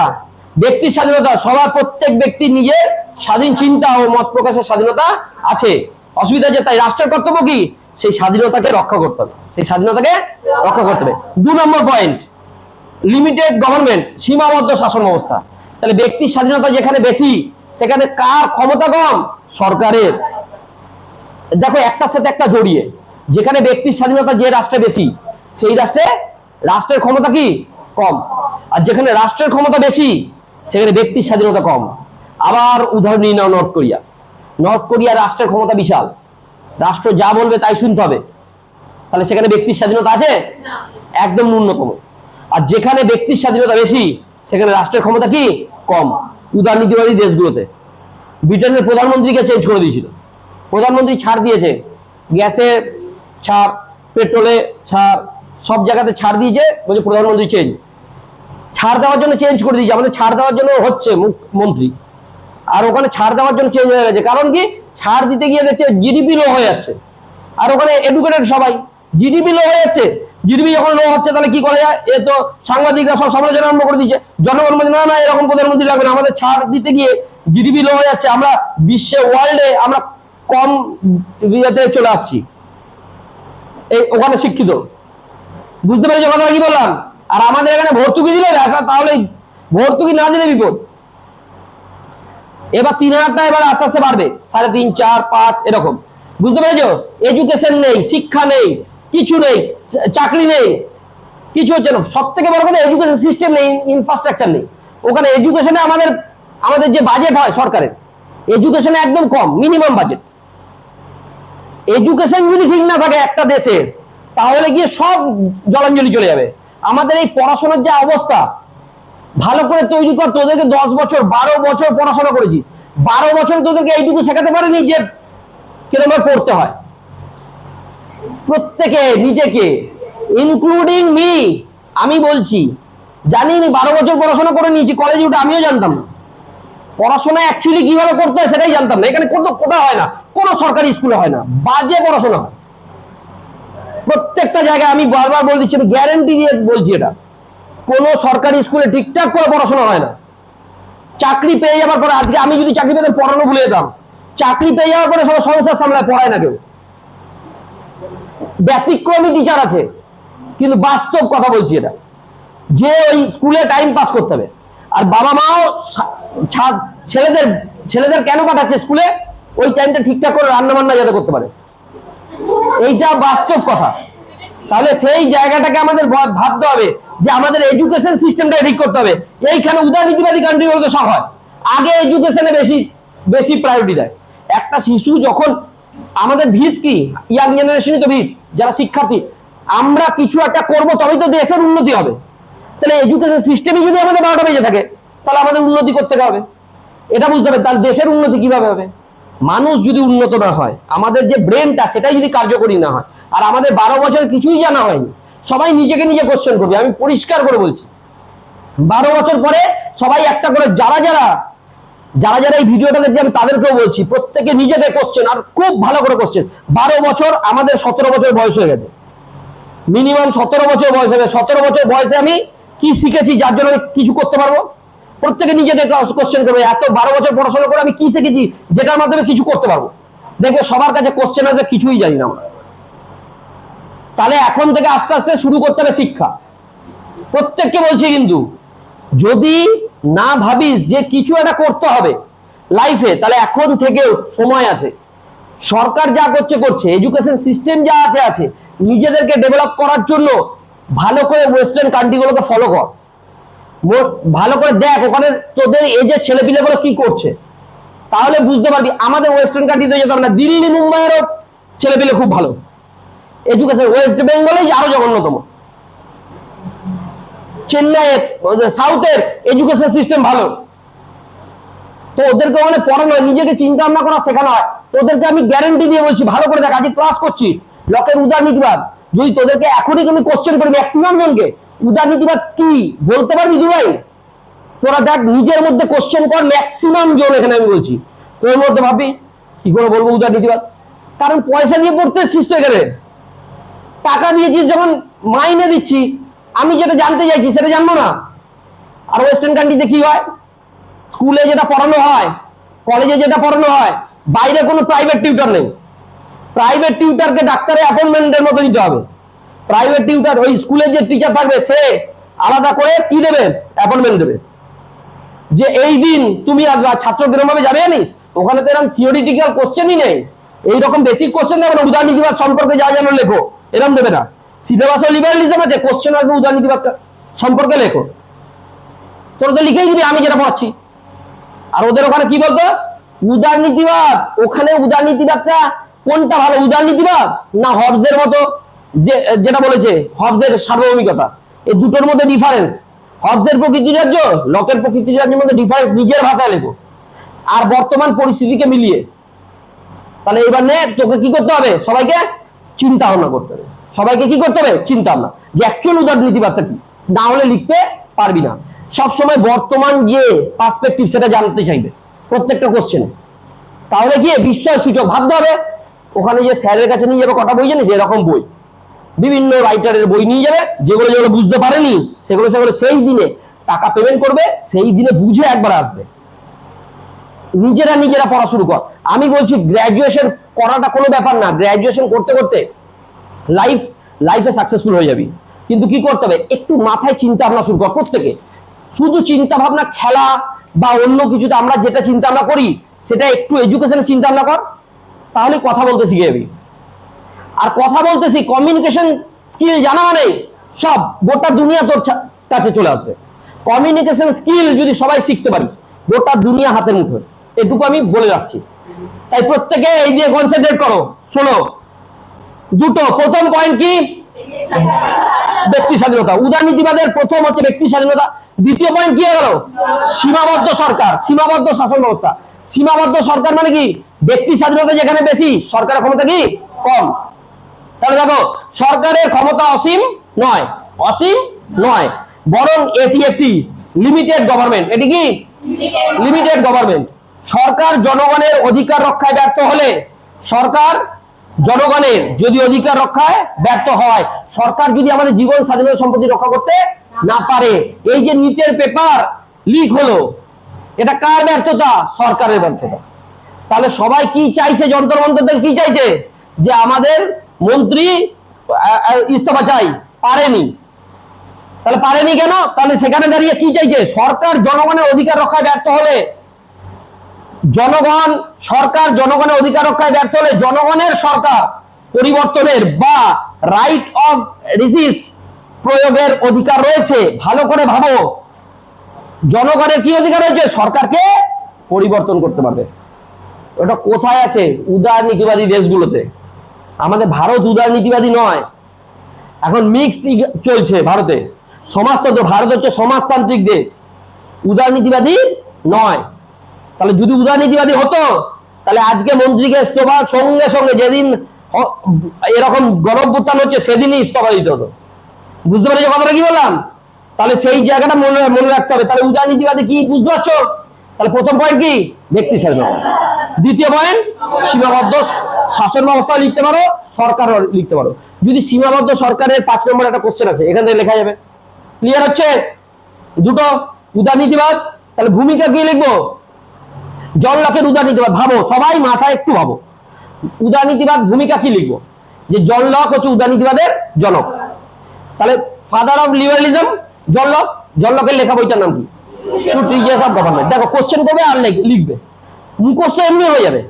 তারপরে গিয়ে কি লিখবো? যে জন লকি প্রথম, যিনি উদারনীতিবাদ সম্পর্কে এই বইতে ব্যাখ্যা দিয়েছেন। আর উদারনীতিবাদের প্রথম বৈশিষ্ট্য কি? ব্যক্তি স্বাধীনতা। ওই লাইনটা লিখে দিলে। উদারনীতিবাদের প্রথম প্রধান বৈশিষ্ট্য হলো ব্যক্তি স্বাধীনতাকে প্রায়োরিটি দেওয়া। অসুবিধা আছে? তাহলে সূচনা হয়ে গেল। সূচনার পরে প্রথম পয়েন্ট কি হবে? ব্যক্তি স্বাধীনতা। দ্বিতীয় পয়েন্ট কি হবে? সীমাবদ্ধ শাসন ব্যবস্থা। অসুবিধা আছে? পারা যাবে। এরপরে রাইট টু প্রপার্টি, সম্পত্তির অধিকার। মেনলি দেখো, কটা অধিকারের কথা বলেছে? স্বাভাবিক অধিকার। লক কটা অধিকারের কথা বলেছে? 3টে। বলছে স্বাভাবিক অধিকার 3টে। 1 জীবন, 2 সম্পত্তি, 3 স্বাধীনতা। জীবন, সম্পত্তি, স্বাধীনতা হলো স্বাভাবিক অধিকার। স্বাভাবিক অধিকার তো। তাহলে তার মধ্যে সব থেকে বেশি হচ্ছে সম্পত্তির অধিকার। গুরুত্বপূর্ণ। কারণ কি? দেখো, জীবন, আমাদের জীবন আছে, স্বাধীনতাও দিয়ে দিল প্রত্যেককে, স্বাধীনতাও দিয়ে দিল। জীবন আর স্বাধীনতা দিয়ে প্রত্যেকের বাড়িতে প্রত্যেকের বাবা বলে 1 টাকা পকেট মানি আর দেবো না। এবার তো স্কুল লাইফে কথা ভাব, 1 টাকা পকেট মানি দেবো না, তোরা স্বাধীন। সবাই মেয়েরা কি ভাবো? যে বাবা কেন আটকায়? আমি রাত্রেবেলা একটু যাবো, একটু বন্ধুদের সাথে আড্ডা মারবো, একটু পার্টি করবো, দিয়ে চলে আসবো। কেন আটকায়? আমাদের কোনো স্বাধীন নেই। ছেলেরা বেশ চলে যায়, বেশ বিন্দাস মজা করে চলে আসে, এরকম একটা ব্যাপার। এই সবার এই অবজেকশনটা আছে অনেকের। তাহলে গিয়ে ভাবো, বাবা বললো ঠিক আছে তুই স্বাধীন, তোকে স্বাধীনতা দিয়ে দিলাম, স্বাধীনতা দিলাম, তোকে সবকিছু দিয়ে দিলাম, জীবনও তোর আছে, তোকে কি দিলাম না? সম্পত্তি থেকে বঞ্চিত। সম্পত্তি আর দিলাম না, এইবার কর। এইবার তাহলে ওই স্বাধীনতা দিয়ে কি হবে? তাহলে রেল লাইনে দেখো, ফুটপাতের ধারে সবাই শোয়, ফুটপাতের সবাই, ওদের জীবন আছে, স্বাধীনতা আছে, কিন্তু কি সম্পত্তি নাই তো? তাহলে কিরকম জীবনযাপন হচ্ছে ওটা? তাহলে জীবন স্বাধীনতা থেকেও সব থেকে বেশি গুরুত্ব কি? উদারনীতিবাদে এই সম্পত্তির কথা বলেছে, যে ব্যক্তিগত সম্পত্তি তুমি যত ইচ্ছা পারো, কোনো কেউ আটকাতে আসবে না, রাষ্ট্র সেখানে হস্তক্ষেপ করবে না। উদারনীতিবাদ পুঁজিবাদকে সাপোর্ট করে, ক্যাপিটালিজমকে সাপোর্ট করে। অসুবিধা আছে? তাহলে দেখো, বলছে জীবন, স্বাধীনতা ও সম্পত্তির অধিকার হলো মৌলিক। জীবন, সম্পত্তি আর স্বাধীনতার অধিকার কি? মৌলিক। লকের মতে সৃষ্টিকর্তার দেওয়া সম্পদে মানুষের শ্রম যুক্ত হলেই তা রাইট টু প্রপার্টি বা ব্যক্তিগত সম্পত্তিতে পরিণত হয়। আর এখানে এই ব্যক্তিগত সম্পত্তিকে কি বলেছে? লক বেশি গুরুত্ব দিয়েছে। অসুবিধা আছে? লকের মধ্যে স্বাভাবিক অধিকার কটা? 3টে। কি কি? জীবন, স্বাধীনতা, সম্পত্তি। 3টের মধ্যে লক বেসিক প্রায়োরিটি কাকে দিয়েছে? সম্পত্তিকে। তাহলে 3 নম্বর পয়েন্ট কি? সম্পত্তির অধিকার। তাহলে আবার বলো 3টে পয়েন্ট। প্রথম পয়েন্ট উদারনীতিবাদের প্রথম পয়েন্ট কি? ব্যক্তি স্বাধীনতা। দ্বিতীয় পয়েন্ট সীমাবদ্ধ শাসন ব্যবস্থা। 3 নম্বর পয়েন্ট সম্পত্তির অধিকার। লেখা যাবে? পারা যাবে তো? এইবারে দেখো 4 নম্বর সম্মতি তত্ত্ব। 4 নম্বর এবার বলছে সম্মতি জিনিসটা কি, কথা বলবে না। সম্মতি জিনিসটা কি, সম্মতি জিনিসটা বুঝে নিতে হবে। Theory of consent. সম্মতি কি, সম্মতি মানে জনগণের সম্মতিক্রমেই রাষ্ট্রীয় কর্তৃত্ব, সার্বভৌম কর্তৃত্ব কি হচ্ছে, ক্ষমতা পাচ্ছে। জনগণের সম্মতি, সেই জনগণের যদি কল্যাণ না করে তাহলে জনগণ কি করবে, সরকারকে পরিবর্তন করতে হবে। জনগণই সরকারকে কি করছে, নিজেদের সম্মতিতে জনগণ সরকারকে নিয়োগ করছে, আবার জনগণই কি করতে পারবে, সরকারকে অপসারণ করতে পারবে। কার উপর দাঁড়িয়ে আছে, জনগণের সম্মতির উপর। কার উপর সরকার দাঁড়িয়ে আছে, জনগণের সম্মতির উপর। যতদিন জনগণ সম্মতি দিচ্ছে ততদিন সরকার রয়েছে, যতদিন জনগণ সম্মতি দেবে না যখন, তখন সরকার থাকবে না, পরিবর্তন হয়ে যাবে। এটাই তাহলে 4 নম্বর পয়েন্ট কি, সম্মতির তত্ত্ব। রাষ্ট্র গঠনের মূল উৎস হলো জনগণের সম্মতি। রাষ্ট্র গঠনের মূল উৎস কি, জনগণের সম্মতি বা থিওরি অফ কনসেন্ট। সংখ্যাগরিষ্ঠের মতামতের ভিত্তিতে এবং জনগণের সম্মতিক্রমে সরকার পরিচালিত হবে। সংখ্যাগরিষ্ঠের, এখানে কারা আছে, এখানে তো আমরাই তো সংখ্যাগরিষ্ঠ। সংখ্যাগরিষ্ঠের মতামতের ভিত্তিতে কি তৈরি হবে, জনগণের সম্মতিক্রমে সরকার পরিচালিত। আর জনগণ যদি না চায় তাহলে সরকার অপসারিত হবে। দেখো কিছু এখানে 2-3 লাইন করে দিয়েছি বোঝানোর জন্য। যখন বড় নোটস আমি তৈরি করে দেবো তখন দেখবে পুরোটাই এই কথাগুলো পুরোপুরি লেখা থাকবে। ক্লিয়ার হচ্ছে, অসুবিধা আছে?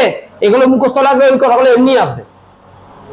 4টে পয়েন্ট হলো। প্রথম পয়েন্ট ব্যক্তি স্বাধীনতা, 2 সীমাবদ্ধ সরকার, 3 সম্পত্তির অধিকার, 4 সম্মতির তত্ত্ব।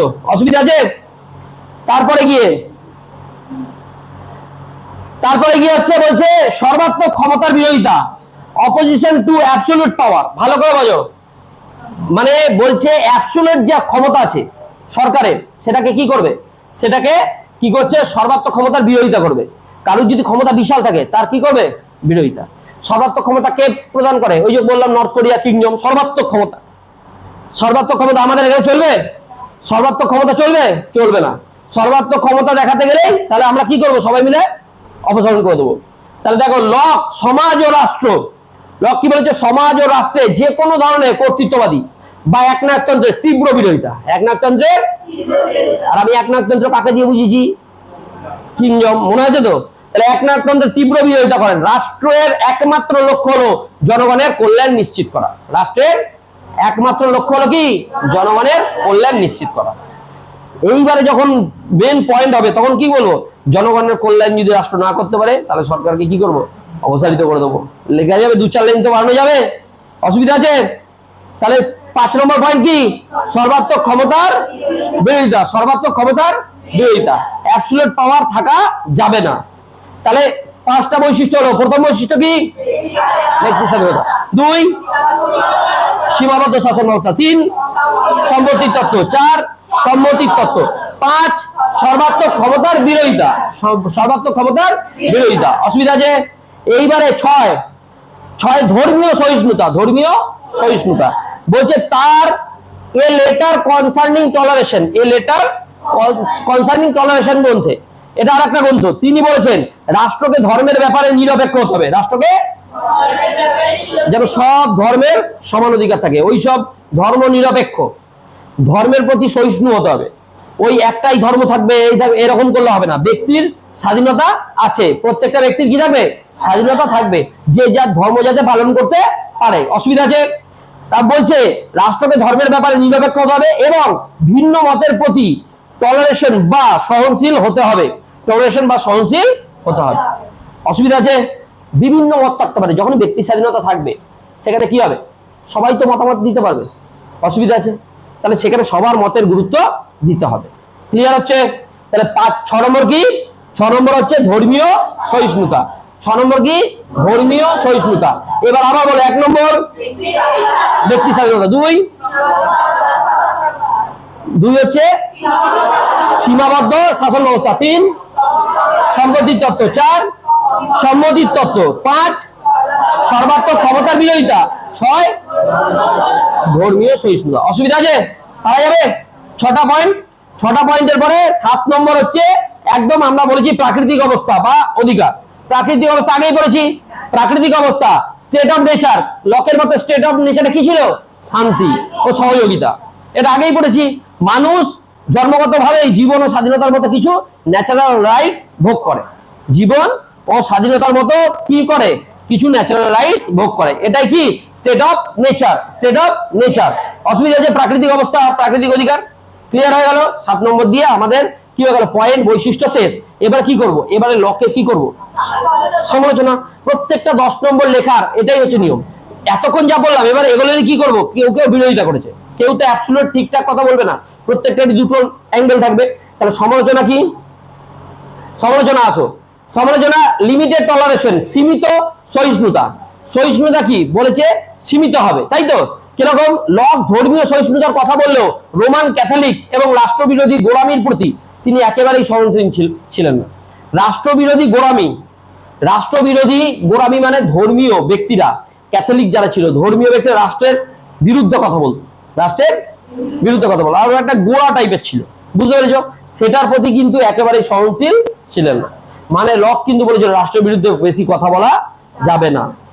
তাহলে ধর্মের প্রতি এরকম বলেছিল। কারণ কি বলেছিল? দেখো, তার আগের পিরিয়ডটা কি ছিল? সব ধর্মীয় কর্তৃত্ব। তার আগেরটা কি ছিল? সব ধর্মীয় পোপতন্ত্র ছিল। সেই জন্য কিন্তু লকের বক্তব্য এরকম ছিল। ক্লিয়ার হচ্ছে? 2 নম্বর কি? সম্পত্তি সঞ্চয়। দেখো, তার সম্পত্তির তত্ত্বটি মূলত ব্যক্তিগত মালিকানা। যার টাকা আছে সে ব্যক্তি স্বাধীনতা আছে, সে যা ইচ্ছা তাই করবে। তাহলে যত সম্পত্তি পারবে করে নেবে। তাই সেই জন্য ইলন মাস্ক, বুঝতে পেরেছো কি বললাম? সম্পত্তি একাই করবে। কিন্তু সমাজতন্ত্রে মার্ক্সবাদ কি বলে? না, তোমার যা ইচ্ছা তাই করতে পারবে না টাকা আছে বলে, ন্যূনতম মজুরি তোমাকে দিতেই হবে। বুঝতে পেরেছো? এই যে জিও, জিও যে এই যে মনোপলি চালাচ্ছে, এইদিকে বিজয় থালাপতি কি করলো? এবার বলছে যদি রিচার্জের পয়সা না কমিছো তাহলে ওইখান থেকে পুরোপুরি একদম ব্যান করে দেবো, জিও আর চলবেই না। তাহলে রিচার্জের পয়সা কমাতে হবে। চিফ মিনিস্টার দেখাচ্ছে, চিফ মিনিস্টার কাকে বলে? বুঝতে পেরেছি? বিজয় থালাপতি স্ক্রিনেও নায়ক ছিল আর ব্যক্তিগত লাইফেও নায়কের মতোই দেখাচ্ছে। যতক্ষণ না কোনো কনস্পিরেসি হোক, খুব তাড়াতাড়ি বিজয় থালাপতিকে নিয়ে কনস্পিরেসি শুরু হয়ে যাবে। বুঝতে পেরেছো কি বললাম? ইডি, সিবিআই এই সব পিছনে লেগে যাবে হয়তো। তো এই জিনিসটা, এই যা কিছু করছে সবকিছু বিরাট বিরাট ডিসিশন নিচ্ছে, ভালো করে খোঁজ নেবে। তারপরে বলছে দেখো, অত্যাধিক আশাবাদী। কি? অত্যাধিক আশাবাদী। বলছে লকের স্টেট অফ নেচার এর বর্ণনাটি অবাস্তব। স্টেট অফ নেচার অবাস্তব। অত শান্তি থাকে নাকি যেখানে আইন নেই? যেখানে আইন নেই সেখানে অত শান্তি কিভাবে থাকবে? মানুষ শান্তিতে সবাই মিলে থাকবে, কোন রকম হিংসা বলপ্রয়োগ ঘটবে না, এটা হতেই পারে না। সেই জন্য বলছে কারণ মানুষের স্বভাব সর্বদা শান্ত সহযোগিতাপূর্ণ হতে পারে না। মানুষের স্বভাব আমি যতই বোঝাই তবুও দেখো, তোমরা দেখবে এইখানের কিছু অংশে গুজগুজ ফুসফুস চলবেই। তো আমি যতই বোঝানোর চেষ্টা করি যে তোরা ভাবলে এখনই মুখস্থ করে নিলে পরীক্ষার সময় ইজিলি মুখস্থ করতে পারবি, গ্রাজুয়েশনের সার্টিফিকেট পাবি। গ্রাজুয়েশনটা এইচএস এর মতো নয়। এইচএস এ সবাই ভাবছো পাস করে গেলাম, কোনো ব্যাপার না। কি করে পাস করলাম? কখনো কখনো তোমরা তো রেজাল্ট পেয়ে এটা ভাবছো আমি কি করে পাস করলাম, লিখিয়ে নি তো কিছু। এরকমও হয়েছে কিছু কিছু জনের। শুধুমাত্র এটা মমতা ব্যানার্জি সরকার ছিল। স্যারদের বললে যে যদি পাস না করিছো আমার 80% আমাকে দেখাতে হবে। আমাদের শিক্ষাগত যে হার বাড়ছে, ওয়েস্ট বেঙ্গলের শিক্ষার হার বাড়ছে, যে শিক্ষার হার বাড়াতে গিয়ে দেখছি আমরা কিছুই শিখতে পারছি না। সবাই বুঝতেই পারছে যে না এ তো পাস, আমার তো ওইরকম হঠাৎ করে এত নাম্বার পেয়ে গেলাম। যারা যারা নাম্বার পেয়েছে 80%, তারা ভাবছে 80% আমি কি করে পেলাম, লাইফে প্রথম 80% পেলাম। এ হতেই পারে না 80% নাম্বারটা আমার হট করে চলে এলো কি হবে? ব্যতিক্রমী অনেকেই আছে পড়াশোনা করেছো, সেটা বলছি না। মানে এরকমও হয়েছে, সবাই কোশ্চেন করলে নিজেরা বুঝতে পারবে যে এত নাম্বার কিভাবে পেয়ে গেলাম। এটা অর্ডার দেওয়া ছিল যে নাম্বার আমাকে পাস করাতেই হবে, কারণ ওরা যেন যে আবার ভোট দেয়, তোমরা এরপরে ভোট দেওয়ার অধিকারী হবে। তোমরা যে আবার ভাববে না না টিএমসি সরকারই ঠিক ছিল, তাহলে ভোটটা তাহলে ওই সরকারকে ঠিক যায়। এখন তো পড়াশোনায় এবার চাপ বাড়বে আস্তে আস্তে, আস্তে আস্তে তোমাদের পড়াশোনার চাপ বাড়বে আস্তে। তাহলে 3টে সমালোচনা লেখা যাবে। এরপরে উপসংহারে তাহলে আমরা কি বলেছি? Same system. এত সমালোচনা সত্ত্বেও জন লকের উদারনৈতিক তত্ত্ব আধুনিক গণতান্ত্রিক রাষ্ট্রের শক্ত ভিত্তি, আধুনিক গণতান্ত্রিক রাষ্ট্রের শক্ত ভিত্তি স্থাপন করেছে। ক্ষমতা স্বতন্ত্রীকরণ, সেপারেশন অফ পাওয়ার, ক্ষমতা স্বতন্ত্রীকরণ আমরা আগে বুঝিয়েছি, ক্ষমতাটাকে ডিভাইড করা আছে। আইনের শাসন এবং মানবাধিকারের প্রতিষ্ঠায় তার অনবদ্য অবদান ইতিহাসে চিরস্মরণীয়। তাহলে হয়ে গেল উদারনীতিবাদ। কিসের? লকের লিবারালিজম, উদারনীতিবাদ। লকের প্রকৃতির রাজ্য সম্পর্কে ধারণা পারবো আমরা? লকের প্রকৃতির রাজ্য আসলে ক নম্বরে আসে? 5 নম্বরে। লকের উদারনীতিবাদ কত নম্বরে? 10 নম্বরে। তাহলে উদারনীতিবাদ আমাদের মেইন কোশ্চেন, পারা যাবে? এইটাই বাড়িতে প্র্যাকটিস করবে। যখন এটা শর্টকাটে প্র্যাকটিস হয়ে যাবে, পয়েন্টস গুলো মুখস্থ থাকবে, বড় নোটস আমরা এমনিই করতে পারবো। ক্লিয়ার আছে? মেন হচ্ছে পয়েন্টস মুখস্থ করা। আর নিজেদের গল্প যখন কেউ মুখস্থ করবে না, তখন ভাববে আমার কটা পয়েন্ট মনে আছে? 7টা তো। 7টা পয়েন্ট কি কি? 1 ব্যক্তি স্বাধীনতা, 2 সীমাবদ্ধ সরকার, 3 সম্পত্তির তত্ত্ব, 4 সম্মতির তত্ত্ব, 5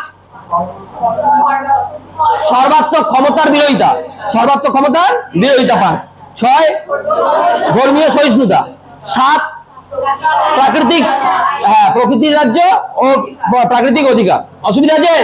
7টা পয়েন্ট। এই 7টা পয়েন্ট যখন ভাববি, ভালো করে বোঝ, 7টা পয়েন্ট আজকে রাত্রেবেলা যদি আমার ভিডিওটা দেখি, 7টা পয়েন্ট যদি ভাবিস, 7টা পয়েন্টকে আমি বানাতে পারবো? সবার মধ্যে কোশ্চেন এটা, 7টা পয়েন্টকে আমি নিজে থেকে লিখতে পারবো? যখন পড়বি না, তখন নিজে নিজে বানিয়ে নিবি যে আমি এইভাবে বানিয়ে লিখতে পারবো, তাহলে গিয়ে পরীক্ষার সময় ওটা লিখতে পারবি। ক্লিয়ার হচ্ছে কি বললাম? লেখার প্যাটার্ন এরকম হবে। সূচনা নিজে নিজে লিখতে পারবো? দেখি সূচনাটা আসছে নাকি আমার মাথায়। এরকম ভাবে প্রত্যেকটা কোশ্চেন তৈরি করে ফেল। আমি বলছি মানে পরীক্ষা সবার ভালো হবে। গ্রাজুয়েশন নিয়ে তোদের কোনো চিন্তা করতে হবে না। আর যারা ভাবছো হাইয়েস্ট মার্কস তুলবো, এই সাবজেক্ট নিয়ে এগোবো, সহজ মনে হচ্ছে, তাদেরও খুব ইজি হয়ে যাবে। তাহলে গিয়ে কি হয়ে গেল? প্রথম কোশ্চেন কি আসবে? লিবারালিজম, লকের উদারনীতিবাদ। তারপরে লকের মধ্যে 5 নম্বরে কিছু কোশ্চেন আসবে। কি আসতে পারে? প্রকৃতির রাজ্য, পারবো। প্রকৃতির রাজ্যের পরে দেখবে সহজ। এইবারে আছে লকের স্বাভাবিক অধিকারের ধারণা। 5 নম্বরে কি আসতে পারে? বলো স্বাভাবিক অধিকার কি কি? দেখো, যখন আমি বলছি স্বাভাবিক অধিকার, তোমরা জানো স্বাভাবিক অধিকার, লকের মধ্যে স্বাভাবিক অধিকার কি? সেই সেই ভালো করে বোঝো। তোমরা বাংলা কোনো গল্প পড়েছো? ছোটবেলায় বাংলা তো গল্প পড়েছো। সেই গল্প থেকে কোনো যদি কোশ্চেন আসে, তাহলে কি আমাদের সেই গল্পের সেইখান থেকে শুরু হবে। উদ্ধৃতি অংশটা কোথা থেকে নেওয়া হয়েছে সেটা জেনে এবার সেই আবার প্রথম থেকে ওই একই কাহিনী লেখা, এরকম একটা ব্যাপার আছে না? ঠিক তোমাদের এইখানেও তেমনি করতে হবে। লকের লিবারালিজম বুঝে গেছে, উদারনীতিবাদ, সেখান থেকে ঘুরে ফিরে সব কাটছাট হয়েই 5 নম্বরে আসে। উদারনীতিবাদে আমরা পড়েছি তো স্বাভাবিক অধিকার। স্বাভাবিক অধিকার এতক্ষণ বোঝাতে আমি বুঝিয়ে দিচ্ছি। স্বাভাবিক অধিকার কটা লকের মধ্যে? 3টে। কিসের? জীবন, স্বাধীনতা, সম্পত্তি। ওগুলো আলাদা করে লিখি, তাহলেই হয়ে যাবে। শুধু দেখে নাও। এবারে এবারে কি বলছে? ভূমিকা, ব্রিটিশ দার্শনিক জন লক। ভূমিকা তো আগেই জানি আমরা, যে কোনো 5 নম্বরে আসুক তুমি তো সেই ভূমিকা ওখান থেকে দেবে। উদারনীতিবাদের জনক কি বলা হয়? উদারনীতিবাদের জনক বলা হয়। তার বিখ্যাত গ্রন্থ কি? Two treatise of government. এগুলো তো চেনা। তিনি 1689 তিনি কি বলেছেন? যে রাষ্ট্র সৃষ্টির পূর্বে প্রকৃতির রাজ্যে মানুষের কিছু অবিচ্ছেদ্য স্বাভাবিক অধিকার ছিল। দেখো সব এগুলো জানা। এবার যা বলবো তাই জানা। তাহলে জীবনের অধিকার, প্রথম কি অধিকার? দেখো এটা লেখা যাবে না? লকের মতে মানুষ সৃষ্টিকর্তা সৃষ্টি, ঈশ্বরের সৃষ্টি আর কি, সৃষ্টিকর্তা সৃষ্টি। তাই পৃথিবীর প্রতিটি মানুষের নিজস্ব জীবন রক্ষার অধিকার আছে। সেলফ প্রিজার্ভেশন জন্মগত ভাবে রয়েছে। কেউ অন্যের জীবন ধ্বংস করতে পারে না, ধ্বংস করতে পারে না। এটা কি হবে? পারে না, ধ্বংস করতে পারে না হবে। এখানে কি হবে? পারে না। কেউ অন্যের জীবন ধ্বংস করতে পারে না, অন্যের জীবন ধ্বংস করতে পারে না। স্বাধীনতা, কারণ জীবন ঈশ্বরের দান। দেখো, কেউ অন্যের জীবন ধ্বংস করতে পারে না, কারণ জীবন ঈশ্বরের দান। তাহলে জীবনের অধিকার পাওয়া যাবে তো? সহজ মনে হচ্ছে তো দেখে। এইবারে দাঁড়িয়ে আমরা কি করবো? এবার কিসের অধিকার আসবে? জীবনের পরে স্বাধীনতা, স্বাধীনতার অধিকার, রাইট টু লিবার্টি। স্বাধীনতা হলো অন্যের খেয়াল খুশি বা অনৈতিক নিয়ন্ত্রণের দাসত্ব থেকে মুক্তি। অন্যরা যা বলবে তাই শুনতে হবে, সেরকম হয়ে গেলে কি হবে? স্বাধীনতা থাকবে না। স্বাধীনতা মানে কি? অন্যরা যা বলবে, আমাদের জীবনকে কন্ট্রোল যাতে না করতে পারে, সেখান থেকে মুক্তি। প্রকৃতির রাজ্যে মানুষ সম্পূর্ণ স্বাধীন ছিল। প্রকৃতির রাজ্যে মানুষ কি ছিল? স্বাধীন ছিল, যা কেবল তাদের নিজস্ব যুক্তিবোধ বা প্রাকৃতিক আইন, ন্যাচারাল ল দ্বারা পরিচালিত হতো। এই গল্প আগে জানা হয়ে গেছে। তারপরে এবারে কি অধিকার আসবে? সম্পত্তির অধিকার। দেখো, রাইট টু প্রপার্টি। লকের মতে এটি সবচেয়ে গুরুত্বপূর্ণ অধিকার। এটি পৃথিবীর প্রাকৃতিক সম্পদের সাথে মানুষের নিজস্ব শ্রম, প্রাকৃতিক সম্পদের সাথে মানুষের যখন নিজস্ব শ্রম আসবে, যুক্ত হয়ে ব্যক্তিগত সম্পত্তি, প্রাইভেট প্রপার্টি সৃষ্টি হয়। রাষ্ট্র সৃষ্টির অন্যতম প্রধান কারণ হলো এই ব্যক্তিগত সম্পত্তির নিরাপত্তা বিধান করা। ব্যক্তিগত সম্পত্তির নিরাপত্তা বিধান করা। অসুবিধা আছে? তাহলে তিনটে হয়ে গেল, কি কি? জীবন, স্বাধীনতা, সম্পত্তি। তারপরে গিয়ে কথা বলো না, প্রকৃতির রাজ্যের সীমাবদ্ধতা। প্রকৃতির রাজ্যের সীমাবদ্ধতা। প্রকৃতির রাজ্যের সীমাবদ্ধতা। তার প্রকৃতির রাজ্যের সীমাবদ্ধতা। লকের প্রকৃতির রাজ্য শান্তিপূর্ণ হলেও সেখানে কোনো নির্দিষ্ট প্রতিষ্ঠিত আইন, নিরপেক্ষ বিচারক এবং কার্যনির্বাহী ক্ষমতার অভাব ছিল। ক্ষমতা কিছু ছিল না। ফলে অধিকার রক্ষার ক্ষেত্রে একসময় বিভ্রান্তি ও অশান্তির সৃষ্টি হয়। দেখো ভালো করে দাও, বলছে লকের প্রকৃতির রাজ্যে তো কোনো আইন ছিল না, কোনো স্বাধীনতা ছিল না, এই কোনো আইন ছিল না, সরকার ছিল না, এসব ছিল না। তো তাহলে আমাদের অধিকারগুলোকে কে রক্ষা করবে? অধিকারগুলোকে তো রক্ষা করতে হবে। আমি কি বললাম? হোয়ার ইজ, কি বললাম? Where there is no law there is no freedom. যেখানে স্বাধীনতা, আইন থাকবে না, সেখানে স্বাধীনতাও থাকবে না। এখানে যদি আমি না থাকি, তাহলে তোমরা কি ভাবছো এইরকম চুপচাপ বসে ক্লাস করতে পারবে? একদম পরিবেশ জঘন্যতম। আমি বেরিয়ে যাই, পরিবেশ জঘন্যতম হয়ে যাবে। তাহলে যতক্ষণ না আইন থাকবে ততক্ষণ স্বাধীনতা ভোগ করতে পারবে না। বুঝতে পেরেছো কথাটা কি বললাম? অসুবিধা আছে? তাহলে গিয়ে তারপরে সামাজিক চুক্তি ও সরকার। এবারে কি করবে? সামাজিক চুক্তি। সামাজিক চুক্তিতে কি বলবে? যে জীবন, স্বাধীনতা, সম্পত্তির অধিকারকে সুষ্ঠুভাবে ভোগ ও রক্ষা করার স্বার্থে মানুষ নিজেদের মধ্যে চুক্তি করে একজনকে সম্পাদনের মাধ্যমে রাষ্ট্র সরকার গঠন করে। আমরা তো দেখেছি রাষ্ট্র সরকার কিভাবে গঠন করে। সরকারের মূল কাজ হলো জনগণের অধিকার রক্ষা করা, আর সরকারের স্বৈরাচারী যাতে হতে না পারে। ঠিক আছে? তাহলে এটা পাওয়া যাবে। তাহলে স্বাভাবিক অধিকার তত্ত্ব 5 নম্বরে আসলে পাওয়া যাবে। এইবারে আসো সমালোচনা, উদারনীতি, গণতন্ত্র সমালোচনা না দিলেও হবে, তাও মূল ভিত্তি জনগণকে কি জাগিয়ে তোলা। তার দর্শন মানুষের মুক্ত চিন্তা ও ব্যক্তি স্বাধীনতা বিকাশে এক ঐতিহাসিক পথে, যা পরবর্তীতে আমেরিকার স্বাধীনতা সংগ্রামকে গভীরভাবে অনুপ্রাণিত করেছিল। সমালোচনা 5 নম্বরে না দিলেও হবে। এবার লাস্ট হচ্ছে উপসংহার দিয়ে দেবে, তাহলেই হবে। এইবারে জন লকের সম্পত্তির তত্ত্ব। দেখো এটা আমাদের জানা। জন লক কাকে বেশি গুরুত্ব দিয়েছে? স্বাভাবিক অধিকার মধ্যে সব থেকে বেশি গুরুত্ব দিয়েছে সম্পত্তিকে। এগুলো 5 নম্বরে ছোট ছোট গল্পের মতো মনে রাখতে হবে, তাহলেই হয়ে যাবে। সম্পত্তির তত্ত্ব সব থেকে বেশি গুরুত্ব কাকে দিয়েছে? দেখা যাক। তাহলে ভূমিকা জন লকের মধ্যে, স্টেট অফ নেচার, প্রকৃতির রাজ্য। প্রকৃতির রাজ্যে মানুষ প্রধানত 3টি প্রাকৃতিক অধিকার। কি কি? জীবন, স্বাধীনতা, সম্পত্তি। এই তত্ত্বটি যার বিখ্যাত গ্রন্থ টু ট্রিটিজেস অফ গভর্নমেন্ট, বিস্তারিত আলোচনা হয়েছে। এবার কি এক বলছে ঈশ্বরের দান। কি এই অধিকারগুলো কিসের? ঈশ্বরের দান। লকের মতে ডিভাইন গ্র্যান্ট, পৃথিবীর সকল প্রাকৃতিক সম্পদ সকলের ব্যবহারের জন্য দান করেছেন। মানে যত আমাদের দেশে যত কিছু প্রাকৃতিক সম্পদ আছে, পাহাড়, নদী, যা কিছু আছে, সব কার দান? ঈশ্বরের সৃষ্টি। আর এগুলোকে ভোগ করার অধিকার কাদের আছে? মানুষের। তাই তো? মানুষ এগুলোতে কি করবে? নিজেদের শ্রমকে কাজে লাগাবে। দিয়ে যা প্রকৃতির রাজ্যে সকলের যৌথ সম্পত্তি, প্রকৃতির রাজ্যে সবার সম্পত্তি। তারপরে গিয়ে কি শ্রম তত্ত্ব। শ্রম তত্ত্ব কি বলেছে? ঈশ্বরের দানস্বরূপ প্রাকৃতিক সম্পদে ঈশ্বর প্রদত্ত যুক্তি ও বুদ্ধির সাথে ব্যক্তির একান্ত নিজস্ব শ্রম শক্তি প্রয়োগ। যখনই তুমি একটা পাথরকে কেটে সুন্দরভাবে একটা মূর্তি বানাচ্ছ, সেই মূর্তিটাতে তুমি কি করছো? তোমার শ্রম দিচ্ছ। তাহলে সেটা কার হয়ে গেল? কার অধিকার হয়ে গেল? তোমার অধিকার হয়ে গেল। ওটা দিয়ে তুমি আবার ইনকাম করো। বুঝতে পেরেছো কি বললাম? সেই জন্য বলছে শ্রম শক্তির প্রয়োগ থেকে সৃষ্ট ব্যক্তিগত সম্পত্তি। ব্যক্তিগত সম্পত্তি কোথা থেকে সৃষ্টি হয়? শ্রম শক্তি প্রয়োগ করে। কার সাথে? নেচার থেকে যেটা পাবো, প্রাকৃতিক যে সম্পদগুলো আছে সেগুলোর সাথে নিজের শ্রম শক্তি যখনই মেলাবো, তখনই সেটা কি হিসেবে পরিণত হয়ে যাবে? ব্যক্তিগত সম্পত্তি। অসুবিধা আছে? পারা যাবে। তারপরে জীবন ও স্বাধীনতা। ব্যক্তিগত সম্পত্তির অধিকার ব্যক্তির জীবন ও স্বাধীনতার অধিকারকে অর্থবহ করতে হলো। আমি কি বললাম? জীবন আর স্বাধীনতা দিল, কিন্তু সম্পত্তি দিল না, সম্পত্তিকে দখল করে নিল। তাহলে কি হবে? সেই জীবন স্বাধীনতা দিয়ে কোনো লাভ হবে? সেটাই বলেছে। এবং করে তোলে, এবং তাকে সুনিশ্চিত দুঃখ দুর্দশা থেকে রক্ষা করে। দুঃখ দুর্দশা থেকে আমাদের কে রক্ষা করে? সম্পত্তি। ঠিক আছে? তারপরে 4 নম্বর মুদ্রার প্রচলন। কি আছে? মুদ্রা, প্রাকৃতিক সম্পদ।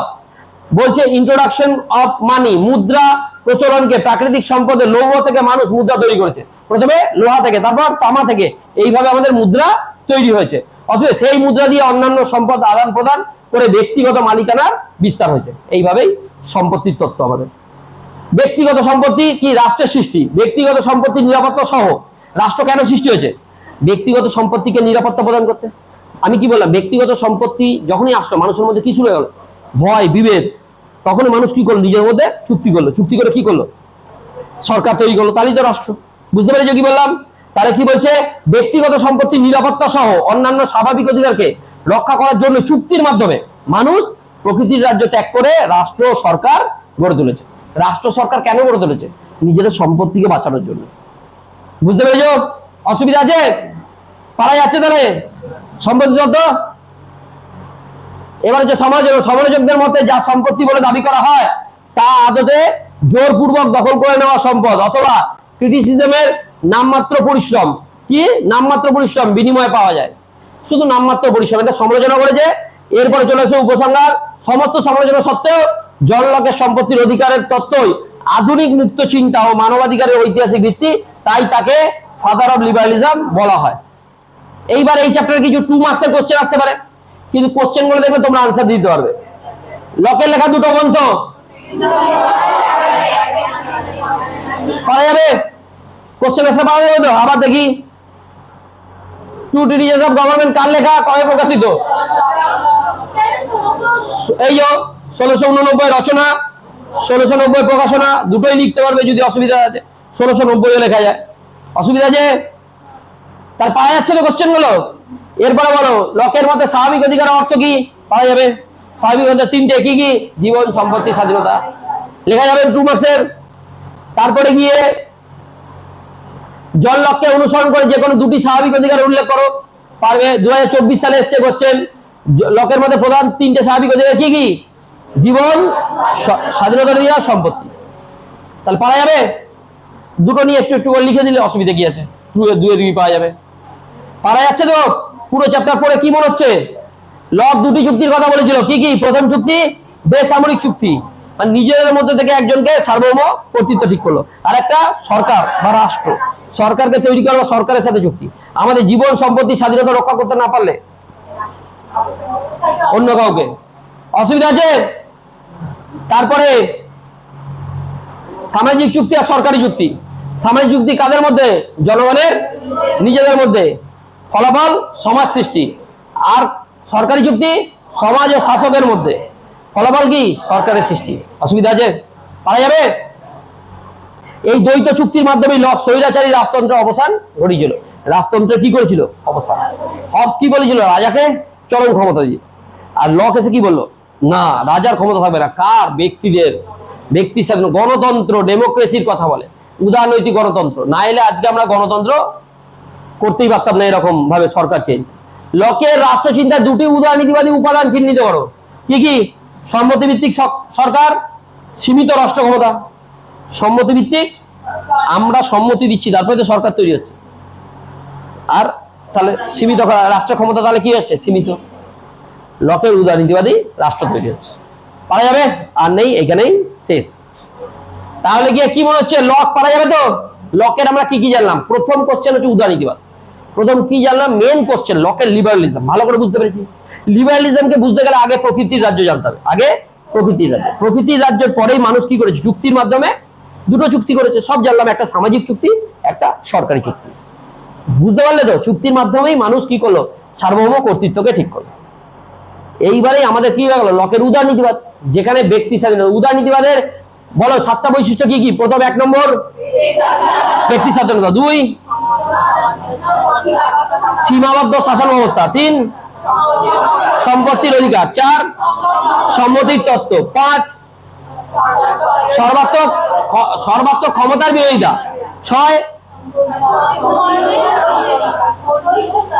ধর্মীয় সহিষ্ণুতা, 7 প্রকৃতির রাজ্য ও অধিকার। হয়ে গেল 7টা। সমালোচনা করা যাবে, উপসংহার আমরা লিখতে পারবো। উদারনীতিবাদ নিয়ে কোনো অসুবিধা নেই। প্রকৃতির রাজ্য পেরেছি। আচ্ছা, স্বাভাবিক অধিকারের তত্ত্ব জানি। স্বাভাবিক অধিকার লকের মতো কটা? কি কি? জীবন, স্বাধীনতা, সম্পত্তি। পারা যাবে। তারপরে লকের আমরা কি জানিছি? সম্পত্তির তত্ত্ব। যদি উল্টে সম্মতির তত্ত্ব আসে তাও পারবো, ওই একই। সম্মতির তত্ত্ব মানে আমাদের সম্মতিটা কাকে তৈরি করা হচ্ছে? জনগণের সম্মতিতে রাষ্ট্র, সীমাবদ্ধ সরকার। ঠিক আছে, সরকারের ক্ষমতা, রাষ্ট্রীয় কর্তৃত্ব কি? সংকোচন। রাষ্ট্রীয় কর্তৃত্বের ক্ষমতাকে কি? সংকোচন করা। আর ব্যক্তি স্বাধীনতাকে প্রায়োরিটি দেওয়া। তাহলে উদাহরণ বাদ দিয়ে অসুবিধা আছে? বুঝতে পারলে? এই কোশ্চেন আসলে লেখা যাবে, 10-এ আসুক, 5-এ আসুক, যেরকমই আসুক লিখতে পারবে। তোমাদের লেখার মতো অনেক কিছু জায়গা থাকবে, দেখবে গল্প তোমাদের কাছে রেডি, পাওয়া যাবে তো। এইভাবে আমাদের ক্লাস হবে। আর আবারও বলছি, প্রত্যেককে একটু মনোযোগ দে, ক্লাসে আয়। যদি ক্লাসে আসিস, আমি মুখস্থ করানোর চেষ্টা করব। তোরা যারা যারা ভালো করে ক্লাস করছিস তারা তারা মুখে মুখে আনসার দিতে পারবি। কলেজে যা কোশ্চেন ধরবে মুখে মুখে আনসার দিতে পারবি। এইটুকু আমি বলে দিচ্ছি, ক্যাপাসিটি তৈরি হয়ে যাবে তোদের। এই অবধি থাক, আর বাকি কথা এরপরের দিন হবে।